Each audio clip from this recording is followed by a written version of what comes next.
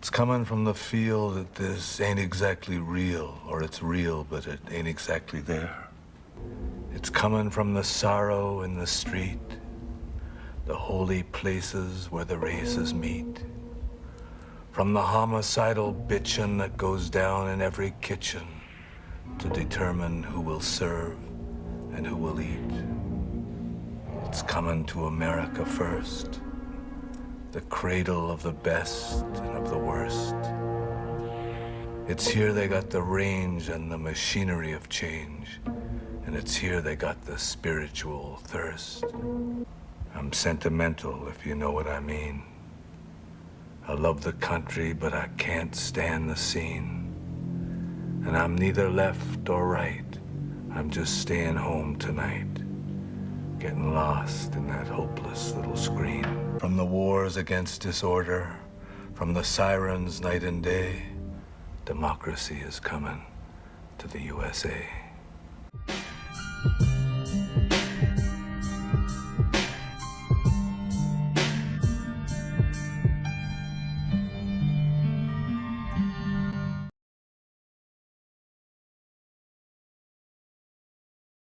Your fish died. Yes, I know. When you live in a fishbowl, ain't no such thing as change. My entire life's been spent in this thing. My whole world's on your side table. Do you see anything? Anteriormente, em Teoria de Mr. Robot, Rudyard, o Elliot disse que a Angela e ele reimaginavam cenários quando eram crianças para não viver na vida real. É por isso que ela tem essa conexão com o Elliot, e só eles se entendem. Se você observar a cena com White Rose, na misteriosa conversa que eles tiveram, fica claro que ele está ciente do potencial imaginativo de Angela, tanto que tudo aquilo foi um teste. Imagina o seguinte, se você tivesse a capacidade mental como a do Elliot, e portanto como a de Angela, por que você viveria na realidade? As referências à viagem no tempo são referências a refúgios em suas mentes, coisas que eles queriam mudar, isso desde o hack, ou mesmo a morte de seus pais. É isso o que o conceito de viagem no tempo está estabelecendo na série. Não a viagem no tempo em si, na nossa realidade, mas uma viagem em uma realidade simulada, onde tudo seria possível. Inclusive, eles faziam isso quando eram crianças. O Elliot, inclusive, já fez isso. Frederick e Tanya são os nomes falsos de Trenton e Mowgli. Novamente, é difícil assumir qualquer coisa, já que o final deu a entender que o Leon foi matar eles às ordens do White Rose. Ainda mais porque eles estavam conversando sobre a possibilidade de anular o que foi feito pelo hack, o que acabaria de imediato com os planos de White Rose. O Tyrell disse que a ideia inicial era explodir todas as facilidades. Portanto, ao estar transferindo os dados para outras facilidades, Elliot não estaria só aumentando o número de mortes? Teoricamente sim. Willa, que será conhecida como o país de origem da F Society, e portanto, o terrorismo. Então White Rose estaria criando um conflito multirregional, enquanto elege um presidente assumidamente xenofóbico. É um plano genial se você quiser começar uma guerra. Um plano genial. Ele não está só manipulando o Elliot, a Angela, Mr. Robot, Tyrell e possivelmente até o Philip Price. Ele também vai manipular o presidente. No caso deles, o futuro presidente, né? Elliot está tentando impedir o que está na frente dele. Ele não está tentando impedir o que está acima dele. O que está acima dele, o que está acima dele. Essa conversa deixa claro que todos eles são iludidos. Assim como Angela se foca em algo irreal, como motivação, Tyrell também busca algo divino. Dom busca por uma conexão da Dark Army no assassinato de Joanna, quando na verdade é só um assassinato de um barman apaixonado e problemático. Nós, amigos imaginários, que muitas vezes já buscamos conexões que nem sequer existem, em resumo geral, não confie em nada que venha da Angela nessa temporada. Não confie nela, simples assim. Ela está claramente sendo manipulada. Enquanto Comet parece ser um filme que medita sobre as lembranças, as coisas já feitas, os arrependimentos e as coisas que não podem ser desfeitas, e se tudo isso é só uma forma elaborada para lidar com as coisas que você se arrepende e o passado que nunca voltará. A realidade depende da realidade. Recomeçar um outro mundo com base no plano de White Rose, seja ele qual for, vale a pena fazer isso às custas das mortes de milhões de pessoas? A Angela já fez a sua escolha. E você? De que lado você está? Angela, he's my friend. Yes. And it's delicious.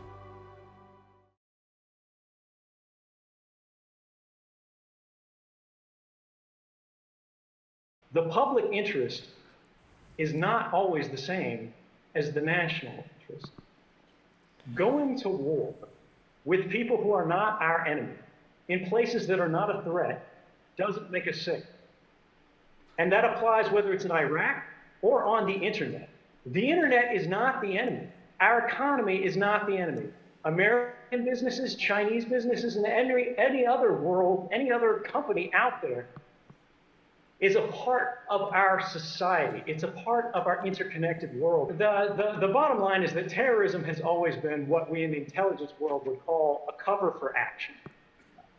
Terrorism is something that provokes an emotional response that allows people to rationalize authorizing powers and programs that they wouldn't give otherwise. True, this is not a left or right issue. You know, our basic freedoms, and when I say our, I don't just mean Americans, I mean people around the world.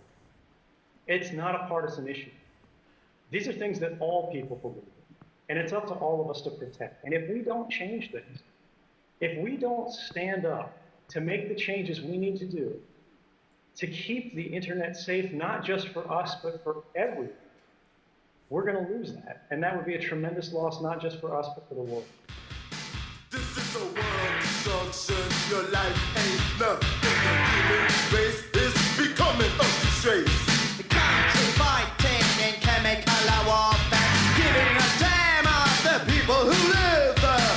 The CIA is looking for you. The KGB is smarter than you think. Brainwash mentality to control the system. Using TV and movies, religions of course. Yes, the world is headed for destruction. This is nuclear war. What are you asking for?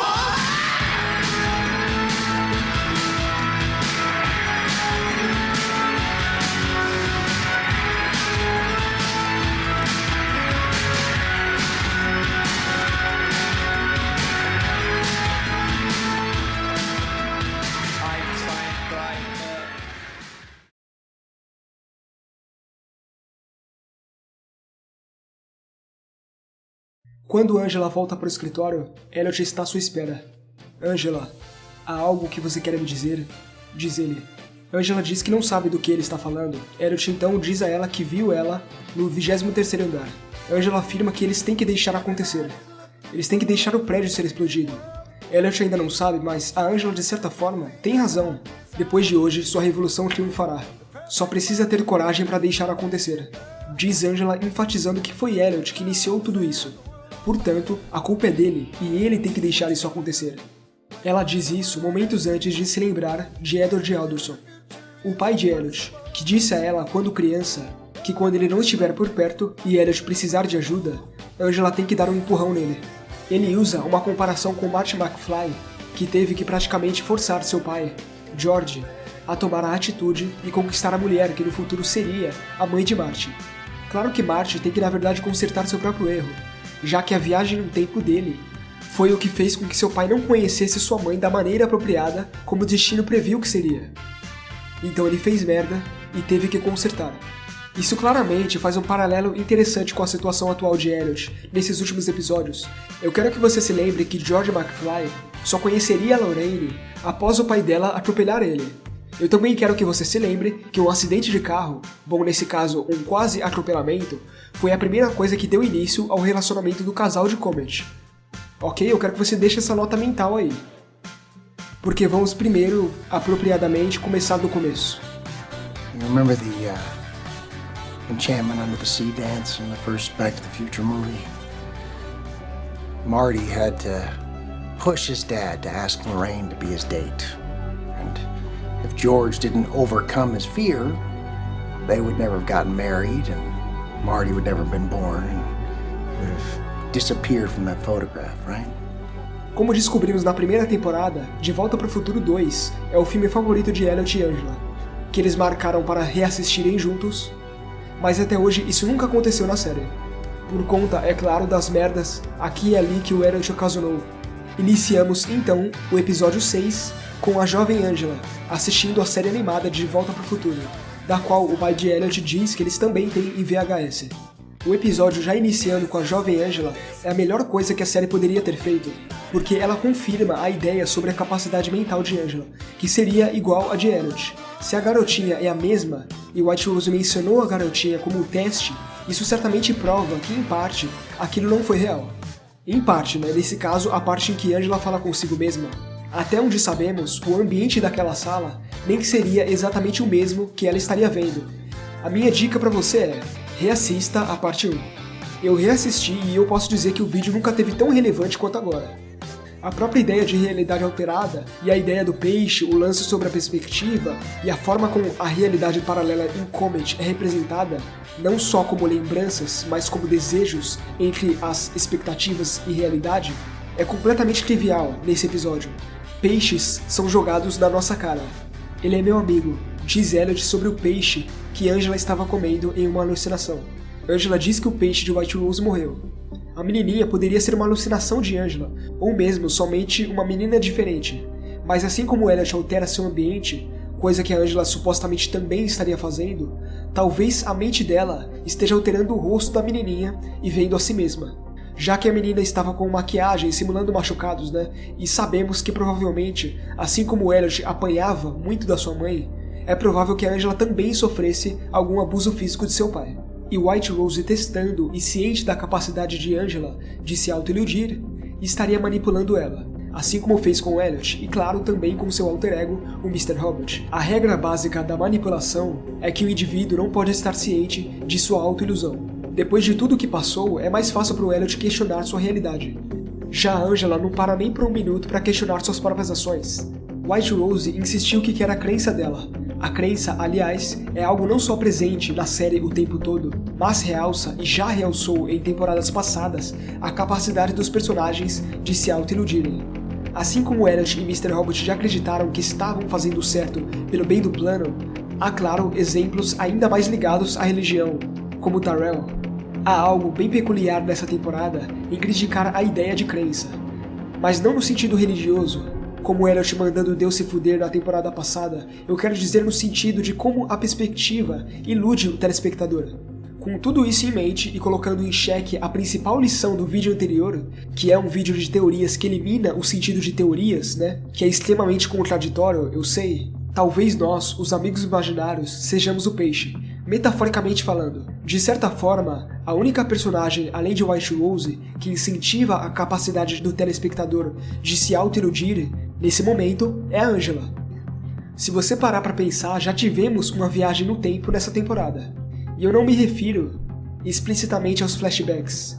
Em De Volta para o Futuro 2, ao tentar pegar um livro com o resultado das loterias, que mudou o destino de um dos personagens para um milionário, Marty acaba mudando algo no passado, nesse caso ocasionando uma briga, né, que faria uma galera ir atrás dele. Mas não dele, esse de agora, mas a versão dele no primeiro filme. Claro que isso não aconteceu no primeiro filme, já que o primeiro filme é a primeira vez que ele usa o DeLorean. Então, para evitar um paradoxo temporal, ele tem que impedir os caras de baterem em sua versão anterior nesse espaço-tempo, ao mesmo tempo em que se mantém escondido de sua primeira versão, já que o paradoxo existiria só de ele ver a si mesmo. É correto dizer que, de uma forma ou de outra, se a viagem no tempo fosse real em Mr. Robot, Angela teria criado um paradoxo. Claro que, como sabemos, isso aconteceu em sua mente, assim como os maiores absurdos acontecem na mente do Elliot, por exemplo. Mas quando eu digo que viagem no tempo já aconteceu na série, eu me refiro ao terceiro episódio, onde vemos acontecimentos da segunda temporada em outra perspectiva, só que, claro, na terceira temporada. Assim como o segundo filme de Volta para o Futuro se passa, curiosamente, durante o primeiro, só que em outra perspectiva. Talvez, por essa razão, o filme favorito de Elliot e Angela seja De Volta para o Futuro 2, e não o primeiro. De repente, a razão das referências de Volta para o Futuro ficaram claras, não é mesmo? Enquanto Elliot tem esse filme como seu favorito, e o livro favorito dele é O Apanhador no Campo de Centeio, o filme favorito de Mr. Robot é O Massacre da Burguesia, que de certa forma representa seu nascimento, né, por assim dizer.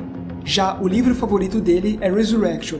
É impressionante o quanto as escolhas das duas personalidades dizem muito sobre eles. É como se, de uma forma estranha, por mais que ambos tenham a capacidade de se auto-iludirem, as escolhas pessoais de Mr. Robot enfatizam que ele está mais na realidade do que o Elliot. Isso também ressoa com aquele lance sobre o ilusório ser verdadeiro. É provável que dessa vez teremos a resposta por Mr. Robot, e não por Elliot. as chances deles descobrirem o plano de White Rose, eu digo o plano final, a fase 3, né? Antes do Elliot real, são ainda maiores. Angela e Elliot já cresceram assistindo às aventuras do Doutor e de Marty McFly. Ambos, infelizmente, também tiveram pais abusivos, e ambos tiveram os pais que mais amavam, mortos pela E-Corp. A situação deles é tão parecida que faz sentido que mesmo que a Angela não tenha uma doença mental como o Elliot, ela ainda seja tão perturbada quanto ele. A mesma advogada da primeira temporada, que Angela havia procurado sobre o caso do vazamento da Washington Township, que foi o motivo aí dos vários engenheiros que trabalhavam no misterioso projeto de White Rose, que os fez ficarem com câncer, né? A Emily Moss, a mãe de Angela, e o Edward Alderson, o pai de Elliot, entre esses tantos que morreram, né? Essa advogada aparece no flashback tentando convencer Emily Moss a fazer os tratamentos. Mas assim como o pai de Elliot, ela está certa sobre seu destino e está mesmo disposta a morrer. Nesse caso, aproveitando seus últimos meses com a sua família. Tanto que a festa é sobre isso, uma festa de despedida. Saiba que ainda há pessoas lutando por você, pela sua família. Vamos continuar com o processo e fazer o possível em seu nome. Essa cena não poderia ser mais melancólica, pois sabemos que anos depois, o processo não deu em nada. As famílias Moss e Alderson só sofreram indo aos tribunais, como a própria Darlene enfatiza para Susan Jacobs lá na segunda temporada, enquanto seus pais iriam aos poucos morrendo. Como Angela descobre na primeira temporada, Terry Colby e outros executivos estavam cientes de que a radiação iria prejudicar os funcionários e ainda assim tomaram essas decisões, os homens invisíveis. No fim, Angela se tornou um deles.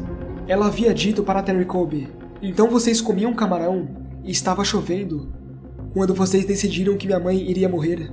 E na segunda temporada, durante uma reunião da E-Corp, é servido camarão para ela. A série sempre fez essas justiças poéticas sobre o passado e o futuro. Aqui não poderia ser diferente. Angela, sabe que isso não é um adeus, não é? Sempre vou estar com você, seja como for. Quer saber no que eu acredito? Que esse não é o fim. Que há um outro mundo lá fora para nós duas. Que nos veremos novamente. Se o Sans Mail estiver seguindo a mesma linha do seu filme, como eu suspeito, já que a série dá a entender isso, e elas certamente podem se ver de novo. Novamente voltamos à capacidade mental. Elliot que o diga. Aliás, quando Angela e Darlene descobrem que Elliot estava vendo Edward, Angela diz para Elliot que tem inveja dele, que ela gostaria de ver sua mãe novamente, mesmo que ela não fosse real. Se você assistir a série desde o início, você vai ver que o plano para ela desde o início sempre foi o mesmo.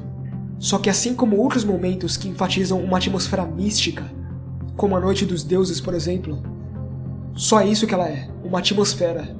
A realidade ela só acontece de uma forma. A nossa percepção é essa atmosfera.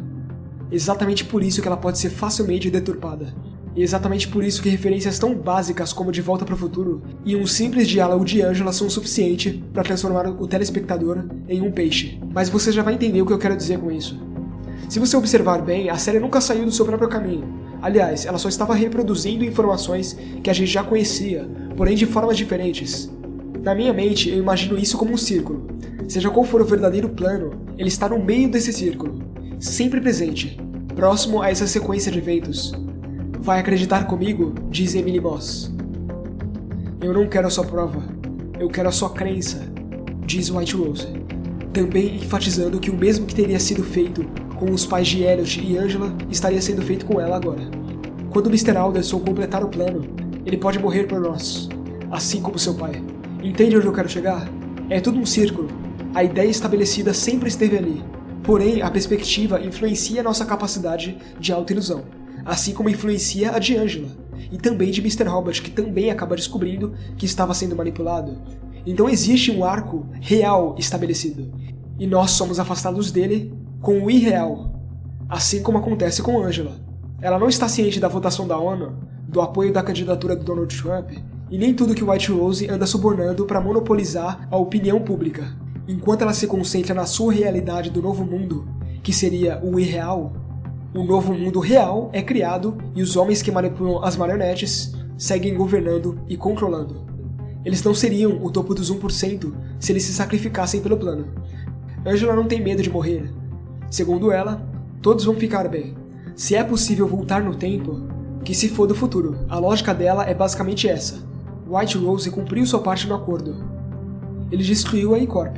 Ele mutilou 71 instalações, causando a morte de milhões e ocasionando o terrorismo. Mas ainda assim ele destruiu o maior conglomerado do mundo, como Mr. Robot e Angela queriam em suas vinganças pessoais. O que eles não esperavam é que ele também iria destruir a maior potência do mundo, que é o que está prestes a acontecer com os Estados Unidos na série. Pessoas vão morrer, diz Elliot. Não, elas vão ficar bem, inclusive seu pai e minha mãe, responde a Angela. Tem uma música da Judy Collins, o nome dela é Both Sides Now. Essa música não foi mostrada na série, eu só tô mencionando porque ela faz uma relação entre memórias, sonhos e lembranças, como nuvens, mostrando a similaridade entre expectativas e como as nuvens, nesse caso os sonhos, podem ser deturpados por lembranças. Em determinado ponto da música é dito: são nuvens ilusórias de que eu me lembro. Eu realmente não conheço nuvens. Ou seja, lembranças são vistas de uma forma, mas se você as observa de outro ângulo, elas mudam. Em outro ponto é dito, como todo conto de fadas é real, olhei para o amor dessa maneira. Apesar da música não estar na série, eu estou usando essa comparação pelo motivo óbvio, né? Se você prestar bem atenção nesse vídeo, eu acredito que até o final dele você vai reparar mais algumas camadas do que eu realmente quero dizer com isso, principalmente no final. A chave estava na minha mão. Minha mão estava no meu bolso, dizia Angela para si mesma enquanto mencionava Lolita, o livro sobre abuso do qual ela citava para sua versão mais nova. Na minha cabeça, eu gosto de pensar dessa forma. O peixe somos nós, telespectadores e amigos imaginários. A chave é o verdadeiro plano, o que está dentro do círculo. E o monstro, bom, o monstro, apesar do Elliot ainda não ter descoberto, acredito que o White Rose se encaixa completamente nessa analogia. O peixe está em busca da chave errada, nesse caso, o plano errado. O monstro está escondido nas sombras. Já que o White Rose é na verdade um mito da internet, né? A maioria das pessoas nem sabe se ele realmente é real. Uma parte que eu achei do caralho é quando o Elliot olha pro saco do carrinho de mão vermelho. Ainda não sabemos o que havia dentro dele, mas isso ajuda o Elliot a juntar as peças e finalmente entender. Por um momento, ele se lembra de uma das memórias de Mr. Robot, coisa que até então só havia acontecido uma vez. Tem algo sobre Tyrell que mexe com o Elliot. É seguro dizer que o amor nessa estranha relação pode ser de certa forma mútua. Tyrell foi o único personagem que até hoje fez o Elliot assimilar as memórias de Mr. Robot, das quais o Elliot não tinha acesso, isso ainda antes da desintegração, tá? Mas agora vemos isso realmente acontecendo na série. E claro, por conta do tiro dele, podemos dizer que Tyrell é responsável por essa desintegração das personalidades. Tanta coisa depende de um carrinho de mão vermelho, esmaltado de água de chuva, ao lado das galinhas brancas. Eu me arrepiei quando os pensamentos de Elliot se alinharam com a voz de Tyrell. Me arrepiei. Ao ver o saco que Angela estava anteriormente segurando, Elliot junta uma peça com a outra e liga para Darlene, dizendo a ela para alertar o FBI da localidade de Tyrell. E é o que a Dawn faz. Porém, é claro, Santiago, outro que está na lista do pagamento da Dark Army, alerta Irving sobre isso. E daí surge um plano. Um plano que aparentemente para White Rose já estava formado. Como ele mesmo diz no telefone quando avisam que a localidade de Tyrell foi comprometida, isso não muda nada, diz ele. Logo depois, Irving dá um papel a Tyrell. Enquanto Dawn tenta invadir um dos restaurantes da franquia Red Wing Barrel Barbecue, ele segue as instruções. Não é revelado o que está escrito no papel, mas Tyrell o queima e se algema na cama. Quando Dawn entra, ele desaparece.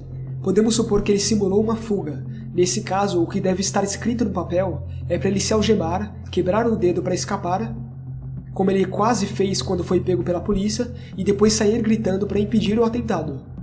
Nesse caso, como já vimos, White Rose pediu a Frank Code para manter a imagem de Tyrell como um herói. Podemos supor que a história aqui é: Tyrell foi sequestrado pela F-Society e culpado como líder dela.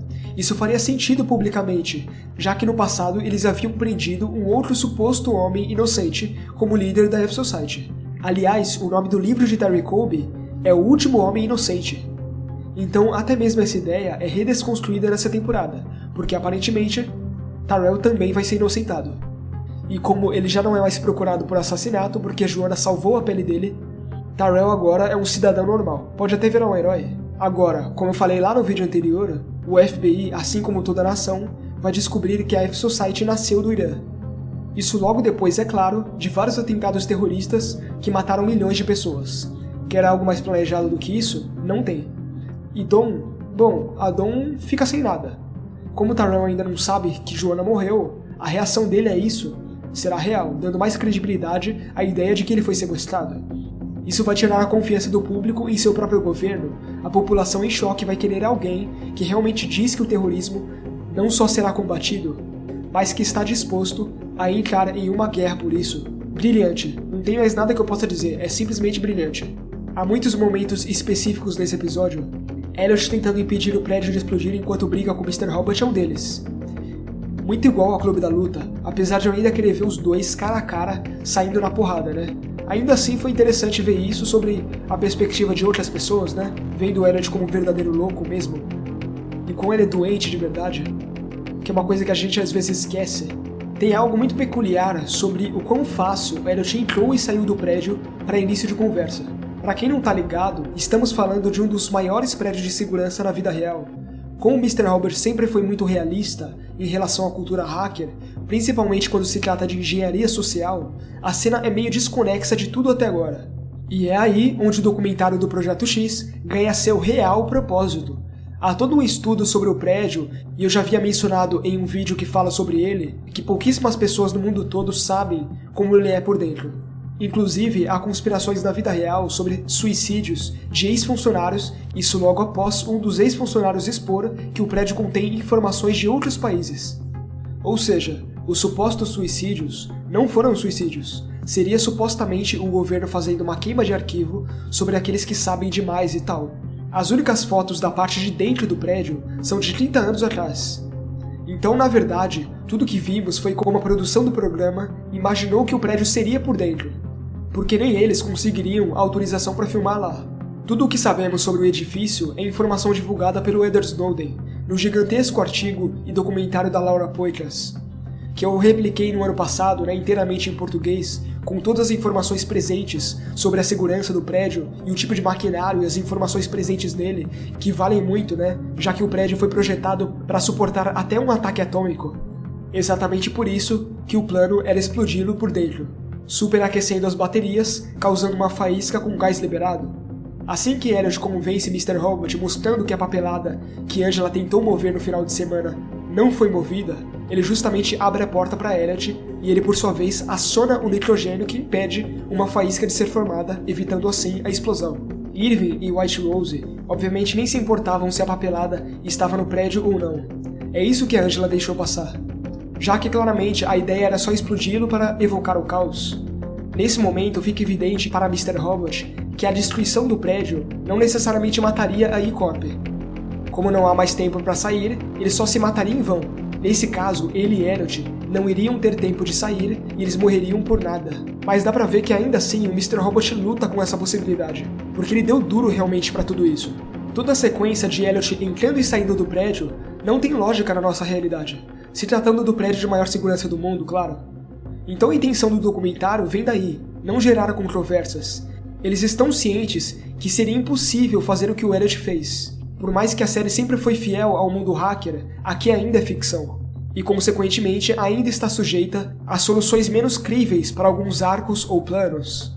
Então o significado real do documentário vem como uma justificativa para esse fato. Essa não é a primeira vez que isso acontece. A metáfora de Seinfeld, pela voz de Leo, explica todo o conceito da segunda temporada e claramente o final do diário de Elliot. Então essa é uma das razões que eu sempre acho que vale a pena dar atenção aos elementos do universo da série separados da série em si. Sempre há uma interconexão entre a soma de suas partes. Eu acho uma pena que nem todo mundo dê atenção aos materiais adicionais que a série fornece. Então é exatamente por isso que eu sempre tento enfatizar eles aqui e até trazer para vocês em português. E de preferência sempre em muitos detalhes. Dá pra ver que o Mr. Robot usou as suas habilidades para invadir a sala e Elliot não conseguiu, mesmo ele sendo a mesma pessoa e tendo as mesmas habilidades. Novamente, isso só enfatiza o quanto a Krista estava certa sobre a aniquilação não ser a resposta. Elliot só tem a perder se livrar de uma parte de si mesmo. Ele tem que aceitar Mr. Robot e trabalhar junto com ele, De certa forma, essa cena de transição de Elliot saindo e Mr. Robot olhando para a janela e vendo onde o seu plano foi arruinado, representa o adeus dele ao plano que ele se esforçou tanto e está planejando desde o Halloween de 2014 até agora o final de 2015. Essa cena é claramente um adeus à Revolução, um adeus à F-Society como a conhecemos, e assim como na nossa realidade a Anonymous é chamada pelos Estados Unidos de terroristas e Edward Snowden também já caçado por terrorismo e sobrevivendo tendo asilo em outros países, a mensagem que a série parece transmitir é o quão o terrorismo muitas vezes é um disfarce para algo a mais que está sendo feito, como o próprio Snowden já afirmou. Inicialmente, o criador da série Sans Mail já foi criticado muito pela esquerda e pela direita quando as pessoas assumiam que a posição política é exatamente a mesma da Revolução, que tal coisa deveria ser feita na vida real. Está claro que, como diz o poema, não é esquerda nem direita. Ou mesmo a música World Distraction, apresentada lá no final da primeira temporada após o Elliot ter executado o hack, não se trata de lados ou escolhas políticas. Fazer a revolução da forma como Anonymous previa que conseguiria, ou outros exemplos como Snowden ou Julian Assange, seria impossível em nossa realidade tanto quanto é na série. Sempre que o caos é gerado, são geradas oportunidades para as pessoas que realmente controlam as cordas da marionete que é o nosso mundo. O capitalismo é como uma doença autoimune, é impossível escapar dele. Ele se autorregenera em qualquer situação. A ideia que a série está passando é que uma revolução nesse formato não seria só ineficiente, seria prejudicial para todos os que não têm nada a ver com isso, seja financeiramente ou em alguns casos mais graves, pagando com as suas próprias vidas. Agora que o Mr. Robot vai descobrir que ele foi manipulado e que corromperam a sua revolução, o propósito dele vai mudar de destruir a E-Corp para destruir o White Rose. E é aí, meus amigos, que a porra vai ficar séria. Segura essa dupla. Se eles já são foda juntos, imagina juntos. Em determinado ponto do episódio, durante um telefonema com a Dawn, vemos um quebra-cabeça quase pronto, montado por Darlene. Isso nos diz que falta pouco para vermos o quebra-cabeça completo. Sim, isso é mesmo uma referência ao quebra-cabeça mencionado no diário por Carla. É assim que a série nos prepara nos dizendo que estamos muito próximos de receber toda a verdade. A cena do metrô é muito forte, não somente pela certeza de Angela, que ela não vai morrer e que tudo ficará bem, mas pelas senhoras que conversam sobre a falta de dinheiro, problemas de saúde e tal. Angela se tornou exatamente aquilo que ela odiava, e ainda assim ela não parece ter dúvidas sobre o destino.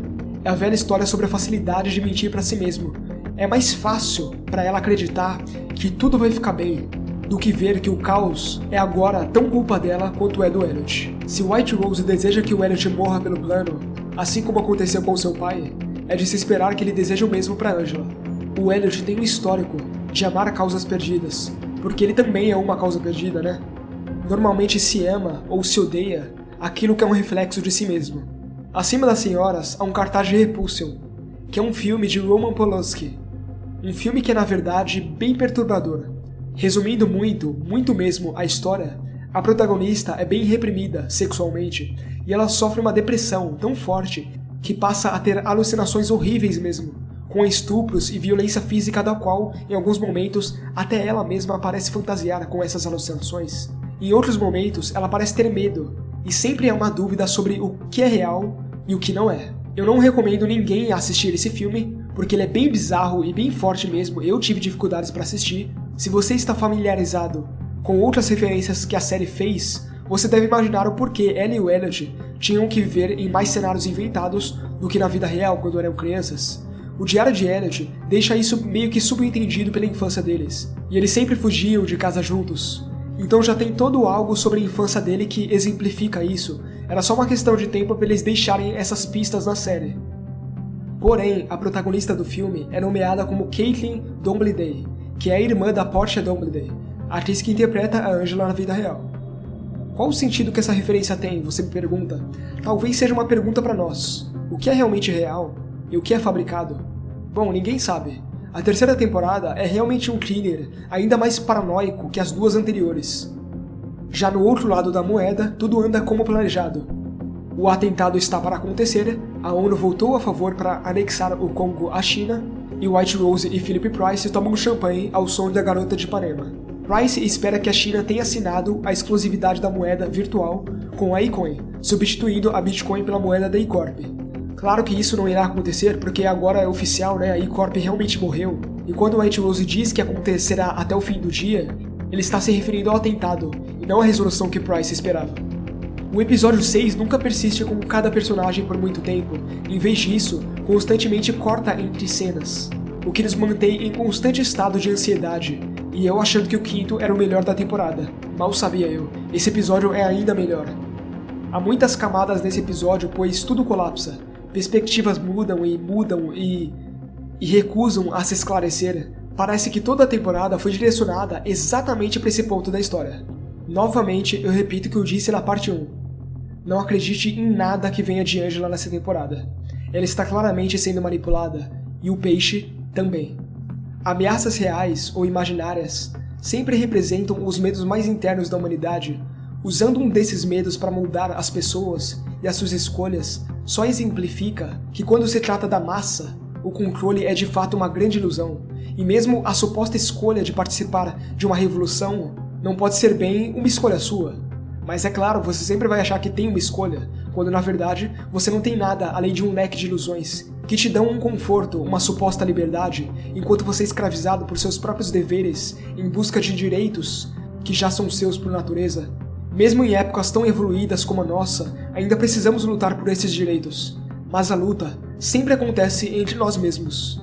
Enquanto, é claro, sempre haverá alguém em outro lugar do mundo comendo camarão, enquanto dita as decisões por pessoas que não têm escolha a não ser seguir nesse ciclo infinito de supostos valores e supostos deveres, enquanto reclamam da vida em suas plataformas ainda com uma ilusão de controle e poder. Nesse mundo insano, onde redes sociais criaram uma geração de críticos e não de líderes, Elliot pelo menos estava fazendo alguma coisa. Mas se nem isso pode ser feito adequadamente, como mudar as coisas? Como realmente revolucionar o mundo? Será que a esperança falsa de Angela realmente teria algum fundamento? Será que em um cenário como o da série, não é mais fácil acreditar que voltar no tempo e impedir tudo de ruim de acontecer para ter um final feliz não é mais reconfortante? Crenças são, querendo ou não, o que move 90% da humanidade. Não seria uma surpresa Angela realmente estar engajada com o que ela acredita ser possível. Em momentos como estes, são quando loucos passam a fazer sentido. É quando a ilusão é mais segura que a realidade.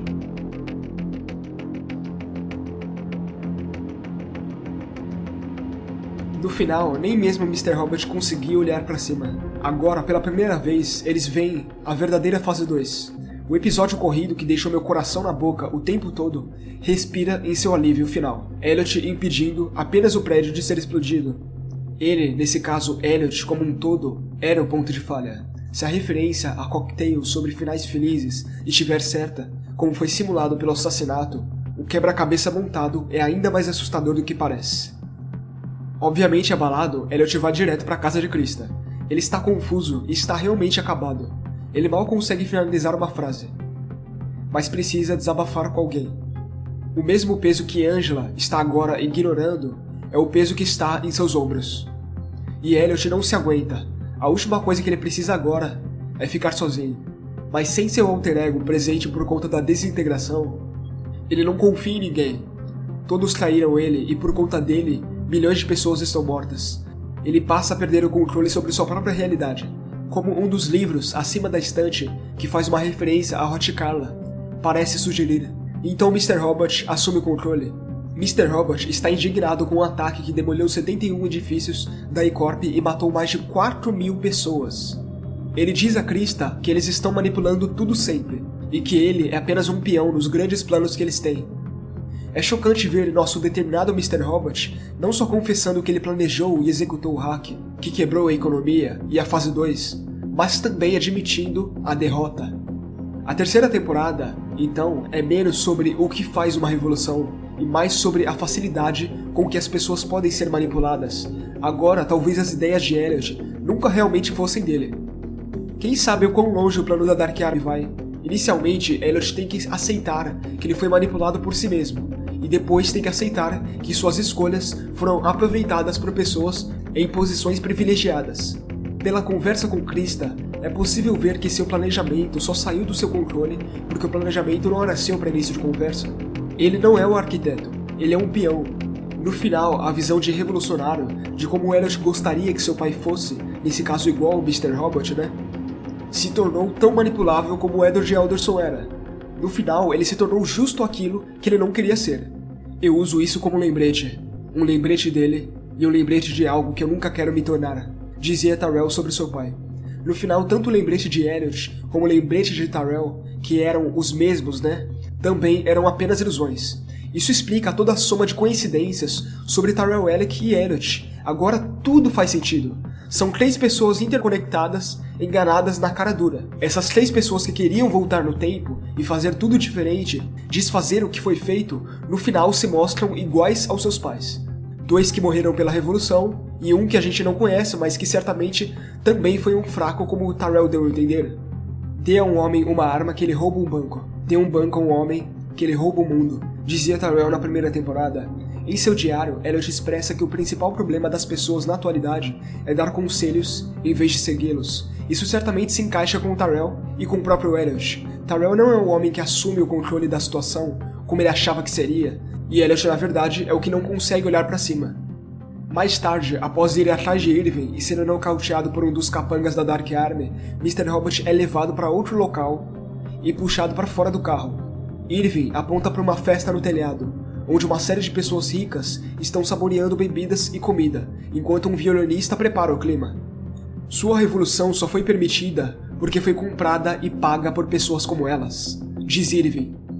É aqui onde Sans Meio joga na nossa cara a ideia que Darlene tanto enfatizou lá na segunda temporada, sobre nos dias de hoje só existirem ricos e pobres. O rico fica mais rico e o pobre mais pobre. Essa é a lição que a série está jogando na nossa cara desde a primeira temporada, né? Pelo menos essa é a perspectiva do criador. A revolução de Elliot nunca prejudicaria as pessoas que ele quer prejudicar. Só iria prejudicar o gado da sociedade que foi programado para seguir uma rotina específica e no fim serem mandados para o matadouro. Nesse momento, a ilusão da escolha fica mais clara que nunca. A sociedade, ainda hoje, realmente pensa que a escravidão acabou, mas na verdade eles fazem parte dela. Essa escravidão é mascarada com o ilusório sabor da escolha, que, como eu disse, nem sequer existe. As opções não foram criadas por você. Aqui no chão, despido de seu boné, que na verdade é a touca do Elliot, né? Mr. Robot, por mais que se diga como o arquiteto da revolução, ele também faz parte do rebanho. Toda a crítica de Elliot sobre redes sociais e a ilusão da escolha lá na primeira temporada se rebate nesse momento. As pessoas realmente acham que estão acordadas, mas tudo que elas veem é um véu sobre como a natureza realmente deveria ser, falando em seus primórdios, né? Uma coisa que vem mais das palavras do próprio Leon, mas a gente já chega lá. Telas podem nos dividir, mas também podem nos unir. No fim das contas, tecnologia é de certa forma uma simulação. Também em seu diário, o Elliot fala sobre como vivemos em uma Matrix, mas ele não fala de modo místico, ele fala justamente sobre este véu tecnológico que também simula um controle, uma escolha, uma ilusão. Tem muitas alusões de Leon sobre o mundo ser uma mentira. No fim, é tudo que isso é, não é mesmo? Um grande boato. Como argumenta Elliot lá na primeira temporada, o mundo é um grande boato. É engraçado esse paralelo com a tecnologia, porque justamente o episódio 7 se inicia fora de tudo que é tecnológico, representando aquilo que eu já esperava. Estamos mais na realidade do que nunca. Esse véu tecnológico, esse véu de ficção, está despido agora finalmente. E é aqui que temos as respostas, e é aqui que temos o quebra-cabeça inteiro montado. O controle é de fato uma ilusão, mesmo para Mr. Robot. Agora que a fantasia de Elliot sobre como ele gostaria que seu pai fosse, nesse caso alguém que assume o poder, um revolucionário, foi desconstruído à sua forma real. Nesse caso tão sem controle como Elliot, a questão lógica, psicologicamente falando, nos diz que se uma fantasia deixa de existir, nesse caso um revolucionário ser alguém normal, manipulado, um gado como parte do resto da sociedade, o caminho natural das coisas é que a fantasia desapareça. Eu argumentei que Mr. Robot e Elliot poderiam se unir, e esse seria o fim da desintegração, mas talvez haja um curso mais natural das coisas, onde o Elliot realmente passe a aceitar que Mr. Robot é um desejo reprimido seu, e nesse caso ele não precisaria mais de seu alter ego. Talvez, em vez de um louco Elliot, vejamos a versão mais bem resolvida dele, realmente assumindo quem ele é, e encarando realmente as consequências de suas próprias ações. Mas isso também poderia representar o fim de Mr. Robot. Nesse caso, como a série tem feito tão poeticamente, o fim de uma ilusão. É o caos, afinal, que mantém essas pessoas no poder. A minha grande surpresa nesse episódio foi perceber que eu estava certo sobre absolutamente tudo que eu tenho dito desde a parte 1 sobre esse aspecto. A conversa entre Philip Price e White Rose confirma exatamente todas as minhas suspeitas. O ministro Chang, é claro, diz que nada é melhor para alinhar os bolsos do que o medo e o conflito consistentes. É uma retórica comum usada pelas elites para reforçar suas chamadas para um estado de vigilância mais difundido, exatamente o que Edward Snowden argumenta sobre como o terrorismo é usado na nossa atualidade. Quanto mais as pessoas temem, mais elas estão dispostas a entregar suas liberdades pessoais em troca de segurança. Essa segurança é uma miragem. O ministro Chang, nosso White Rose, joga na cara de Price que tudo o que está acontecendo é porque ele basicamente pediu pela implementação da e-coin na China 2 vezes, além de se deixar influenciar por Angela. Ele não conseguiu controlá-la e foi controlado por ela. Isso certamente explica a relação dos dois em relação ao controle. Se você leu Lolita, você sabe do que eu tô falando. De repente aquela outra referência passa a ter sentido. Na segunda temporada, há várias pessoas que dão a entender para Angela que ela teria subido de cargo por favores sexuais. Na primeira temporada, o mesmo é deixado subentendido por Tyrell. Mas essas respostas nunca foram respondidas e provavelmente nunca serão. Como Mr. Robot diz, algumas coisas é melhor não serem ditas, é melhor deixar subentendidas. De repente, até mesmo a referência de Hot Carla como uma prostituta a episódios anteriores passa a ter outro sentido. Se você ler a passagem do diário sobre a pessoa que fornece a penthouse na prisão, você certamente será capaz de juntar as peças. É de explodir a cabeça. A Angela manipulou o Price e ela pode ter facilmente reprimido tudo o que ela teria feito, seja lá o que for, né? Que também fica subentendido. Isso certamente explica uma porrada de cenas estranhas dela na segunda temporada, uma porrada. Sempre com um escopo meio psicossexual. Eu vou até reassistir pra ver cada detalhe, porque cara, isso foi muito planejado. Visto o estado dela agora, as referências se encaixam e tudo passa a fazer total sentido. E acima de tudo, White Rose ainda confirma que ele manipulou ela. Não havia uma pequena Angela. Não teria como haver. Isso explica aquela cena da segunda temporada, onde Angela passa a entender o jogo de Price, e ele diz, está tudo na sua cabeça, argumentando que ela é uma paranoica. É claro que naquela situação ela estava certa, mas isso já demonstrava o quão influenciável ela sempre foi. Ela e Elliot praticamente cresceram na merda. A lógica a isso é inegável. É a esperança cega. É mais fácil assim. A conta da realidade só não chegou pra Angela nesse episódio. O resto, bom, estão todos cientes da merda que não conseguiram prever. Eu fiquei com uma dó da Dawn nesse episódio. Tadinha dela, cara. Ela tava tão longe de descobrir que nem precisaram tentar matá-la novamente. Felizmente ela acordou e percebeu que também só era um peão em tudo isso. Santiago acaba gostando de dizer a Tyrell que sua esposa está morta e que seu filho agora está em um lar adotivo. Uma casa que Santiago tem orgulho de dizer que tem uma taxa de abuso de 1 em 5. É triste como as coisas terminam para Tyrell. Ainda mais triste é que, assim como todos os outros personagens são o que são hoje pelos abusos do passado, o filho de Tyrell pode se tornar um desses. Como ele é parte integral do plano, ele diz ao Alec para certificar que ele siga com tudo que foi discutido. Caso contrário, ele fará com que coisas ruins aconteçam ao filho dele, e que ele se torne mais um nessas estatísticas de abuso. Então o Alec desempenha seu papel, o que estava escrito na carta. Além do que a gente já sabe, né, ele admite que Trenton e Mobley eram associados da F-Society, que planejaram o ataque aos 71 edifícios da E-Corp e que estão planejando outro ataque nas próximas 24 horas. Eles estão girando em uma complexa rede de mentiras através do controle da mídia e violência, a fim de manter os camponeses, nesse caso os votantes, no controle. A câmera se afasta e vai para o externo depois que Santiago sai. Vemos Tyrell por trás da porta. A câmera o filma como somente uma parte de um conjunto. É como se Tyrell fosse impossível de ser evitado. Escutamos os gritos abafados de seu choro. Enquanto a maioria dos episódios aborda as perspectivas sempre mudas de Elliot, Angela, Dawn e Mr. Robot, no início do 7º episódio, vemos 3 personagens que não vimos há bastante tempo, Leon, Trenton e Mobley. E vemos tudo o que aconteceu durante esse breve tempo. Essa é a razão do tempo se passar tão devagar nos episódios anteriores. Não era para atrasar a fase 2. Claro, era para vermos fase por fase de Elliot tentando impedir isso, mas também era para atrasar o tempo de Mobley e Trenton. Leon, inclusive, pergunta se eles têm tempo. Nesse caso, horas, né? Quando pega eles no episódio final da temporada passada. O tempo passou tão devagar porque eles eram a finalização da fase 2.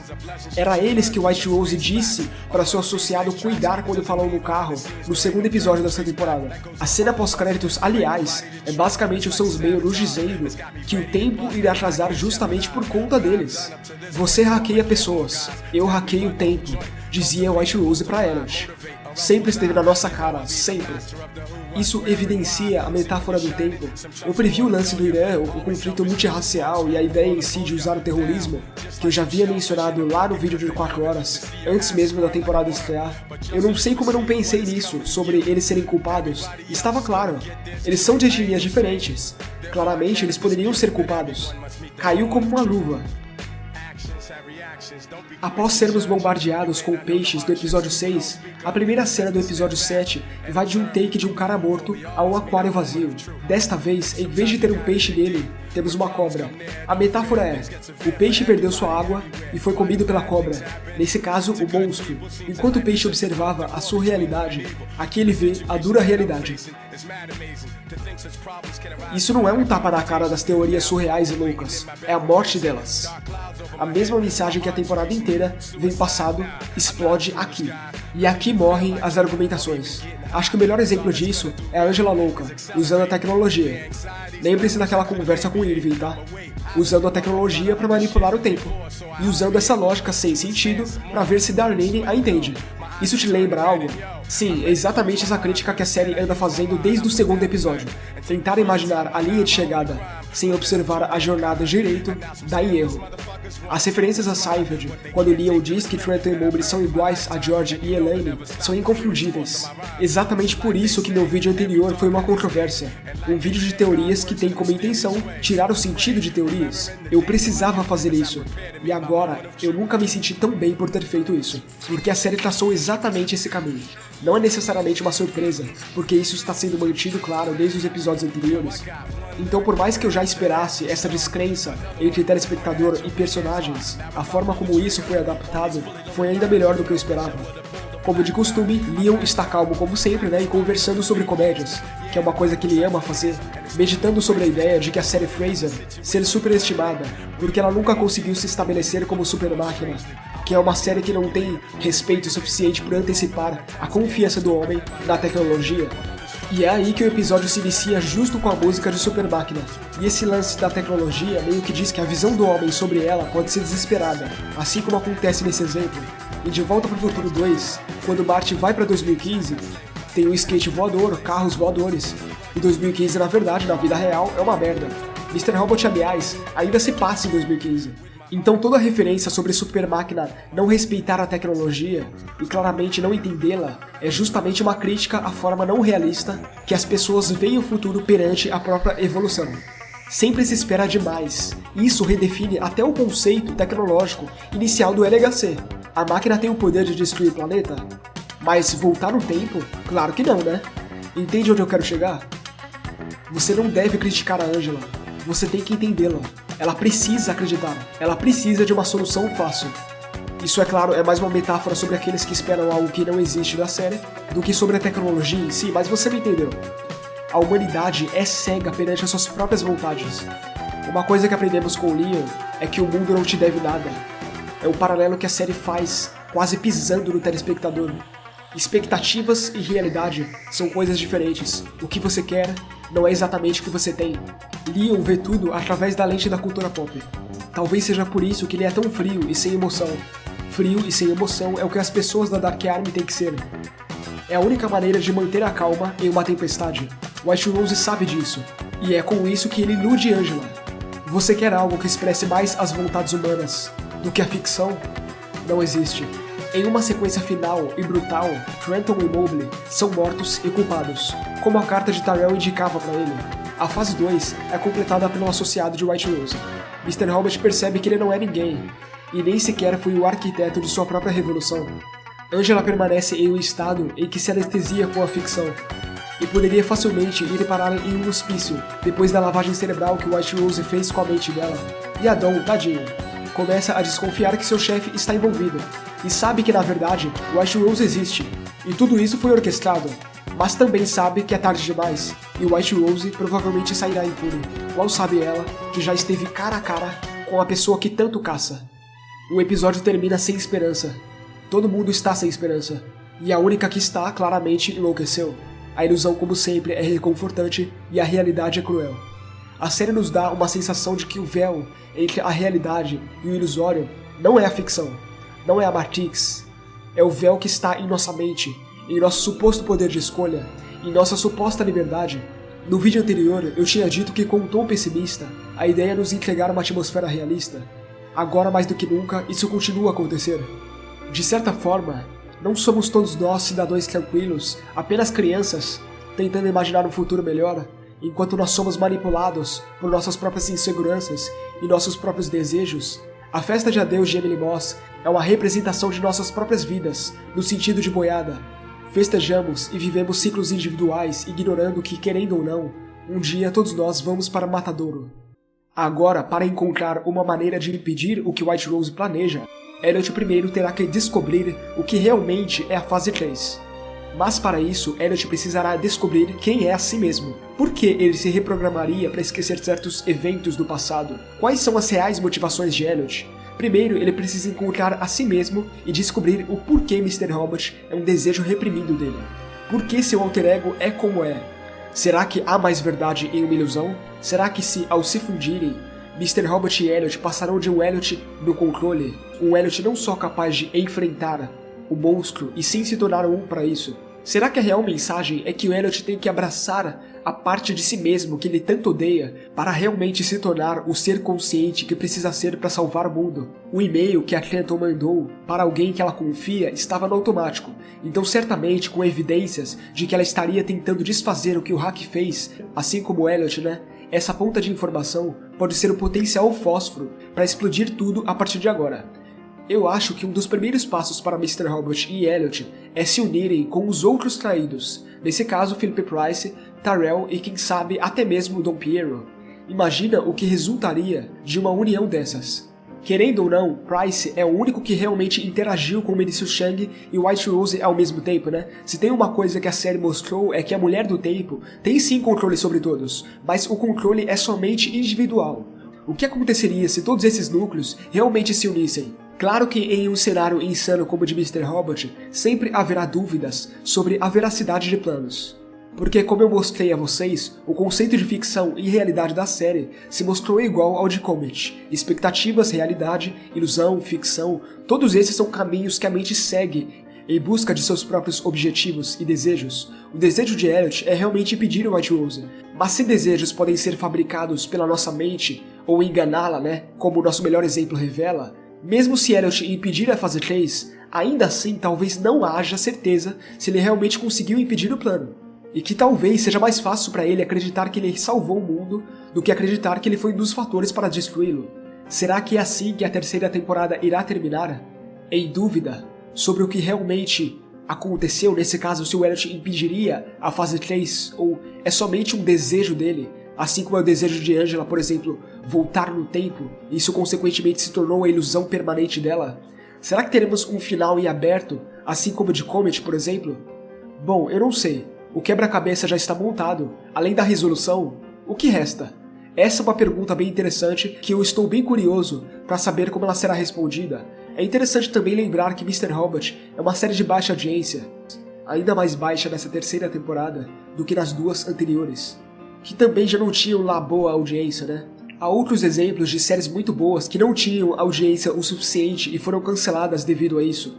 Hannibal e Penny Dreadful foram algumas delas. Em ambos os casos, elas duraram até a terceira temporada, porque o Departamento de Liberdade Criativa conseguiu forçar a emissora ao limite para que eles durassem pelo menos 3 anos. Mr. Robot está no seu 3º ano. Sans Mail com certeza está ciente da baixa audiência. É plausível supor que por isso o quebra-cabeça já esteja montado. Ainda está incerto o que o futuro aguarda. Como fã só podemos esperar que ela seja renovada. Se for o caso, eu te prometo o seguinte: Se houver uma 4ª temporada de Mr. Robot, eu farei mais 16 partes, 16 vídeos de teorias de Mr. Robot nesse mesmo formato que eu tô fazendo agora. Se a série terminar por aí, infelizmente eu anuncio que a parte 6 dessa saga de vídeos que eu tenho feito será a última. Desde já eu agradeço a todos, desde o primeiro canal, desde o primeiro vídeo, eu fui agraciado com uma série de comentários encorajadores e eu tenho que dizer que se não fosse por vocês, não existiria mais canal. Meu plano era finalizar o A Teremos com o vídeo de 4 horas, né? O último do primeiro canal. É realmente muito difícil produzir conteúdo nos dias de hoje, no cenário atual do YouTube, ainda mais quando eu não posso monetizar meus vídeos. Mas assim que eu decidi que eu ia continuar e fazer um outro canal e começar do zero, eu também decidi que não seria mais um parceiro do YouTube. Eu prefiro não monetizar meus vídeos, mas ter liberdade para produzir o que eu quiser, da forma como eu quiser, sem ser censurado pela plataforma, apesar, é claro, que eu ainda estou à mercê das políticas deles. Mas ainda assim, eu posso dizer que eu nunca me senti mais livre em produzir conteúdo. Por mais que eu não seja recompensado por ele, vale mais a pena fazer no meu próprio formato, que modéstia à parte é único, né? Realmente ninguém tem a pachorra de fazer um vídeo de teorias de 4 horas, por exemplo. Eu tive meus altos e baixos, como por exemplo, quando eu me deixei influenciar pela ansiedade e a curiosidade de vocês em verem o audiobook do Diário de Elliot, e isso acabou me dando pouco tempo para fazer vídeos em partes, né? Influenciando, é claro, na sua qualidade. Claro que eu me esforcei corrigindo e melhorando o formato na versão completa. Dentre outras coisas que eu legendei pra vocês, conteúdo adicional, né? Eu não me arrependo de nada que eu fiz, o primeiro canal cumpriu seu papel, isso desde as primeiras partes das teorias. A maioria dos vídeos está oculto no primeiro canal, mas eu nunca excluí nada que eu fiz, você pode rever se quiser em playlists, né? Algumas inclusive estão neste novo canal. Mas também tem a aba de vídeos no ateremos.com que dá acesso a todo o conteúdo que eu já fiz. Ano que vem eu planejo fazer algumas coisas a mais em conteúdo adicional, como o podcast, por exemplo, que é algo que muitos de vocês já me pediram há tempos, e eu pretendo fazer sim. Em breve eu vou anunciar também quais serão os novos vídeos desse canal. Eu ainda não estou em condições de atender pedidos. Primeiro eu quero realizar meus próprios desejos em vídeos, e depois vou atender o de vocês. Como criador de conteúdo e fã de Mr. Robot, eu tenho orgulho de dizer que eu fiz ainda mais do que eu esperava fazer, e eu realmente me esforcei para fazer tudo que eu fiz. Na internet, onde muitas coisas parecem ser uma cópia de uma cópia, eu felizmente posso dizer que eu não só encontrei meu próprio formato por mim mesmo, mas que eu também não me importo que o algoritmo não privilegie meus vídeos por eles serem muito longos. Esse é o meu formato e eu não vou mudá-lo pela plataforma, por views ou por monetização. Ou mesmo pela facilidade que seria fazer um vídeo muito mais curto, já que eu gastaria muito menos tempo editando ele. Eu tenho uma visão bem peculiar sobre como um canal do YouTube deveria ser. Eu acredito que o meu dever é sempre tentar entregar o melhor vídeo possível, ou pelo menos me esforçar para sempre melhorar a qualidade. Mas eu também acredito que seja chato ficar pedindo por likes ou para se inscrever no canal. Estamos chegando em 2018 e eu realmente não compreendo como os canais ainda fazem isso. Eu acredito que eu tenho que merecer o seu like, ainda mais porque meus vídeos têm às vezes mais de 1 hora, e se alguém realmente se dispõe de todo esse tempo para assistir isso, ela certamente deve achar que vale a pena. Então essa é uma conclusão que eu espero que as pessoas cheguem sozinhas.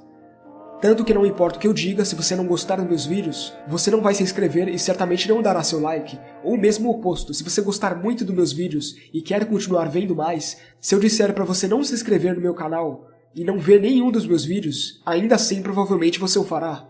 Então essa é uma lógica que nunca fez sentido pra mim. Exatamente por isso, eu nunca peço para as pessoas se inscreverem no meu canal. Essa é uma pergunta que sempre me fazem. Por que eu não peço? Aí está a resposta. Então novamente, eu repito, se não fossem vocês, eu teria parado no vídeo de 4 horas, eu não teria feito um novo canal, mas ainda assim, quando eu estava lá no primeiro, por conta dessas pessoas maravilhosas, que me incentivam muito, eu decidi prosseguir. E apesar dos pesares, eu não me arrependo. Muito pelo contrário, eu gostei de ter feito esses vídeos, e independente se Mr. Robot terminar ou não, eu irei prosseguir com mais vídeos desse formato. Eu fiquei bem pasmo sobre como o episódio 7 não só juntou todas as pontas que já haviam sido aparadas pelos anteriores, mas me deu uma sensação de resolução e de satisfação. Por mais que fosse um final pessimista, eu estaria satisfeito se a série terminasse aí.